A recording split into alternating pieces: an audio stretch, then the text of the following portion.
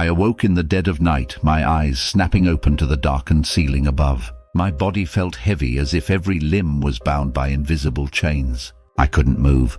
Panic began to creep in as I realized I was experiencing sleep paralysis again.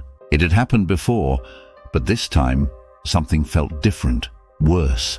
My eyes darted around the room, taking in the familiar shadows cast by the moonlight filtering through the curtains. But then I saw it. At the foot of my bed, a darker shadow loomed, shapeless and formless, but distinctly there. My breath caught in my throat and I tried to scream, but no sound escaped my lips. The shadow moved closer, gliding effortlessly over the floor. My heart pounded in my chest, each beat a deafening drum in the silence. I tried to convince myself it was just a hallucination, a trick of my mind in this paralyzed state, but it felt too real. The air grew colder, and I could feel its presence, oppressive and malevolent. I strained against the invisible bonds, willing my fingers to twitch, my toes to wiggle, anything to break free from this nightmare. But nothing happened. The shadow was now at my bedside, its form towering over me. I could sense it leaning in inches from my face.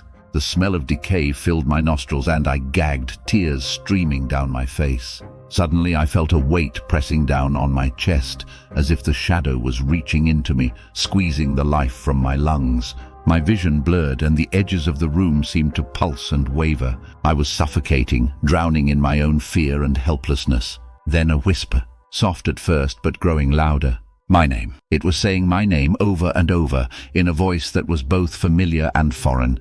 I didn't understand how, but I knew the voice.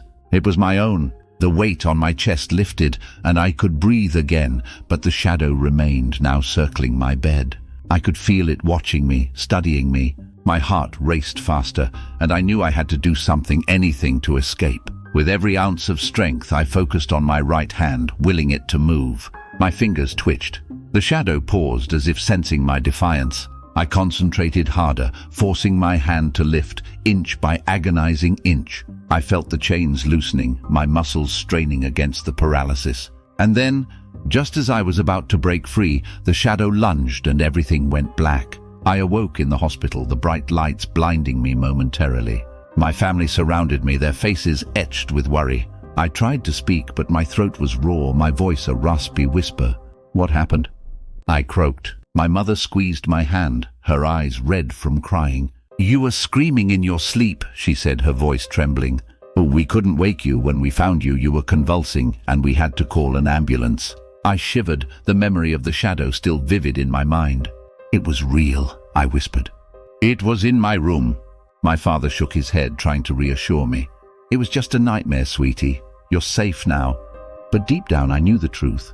The shadow wasn't just a figment of my imagination. It was real, and it was waiting for me. The doctors ran tests, trying to understand what had caused my episode. They found nothing physically wrong with me, nothing to explain the terror I had experienced.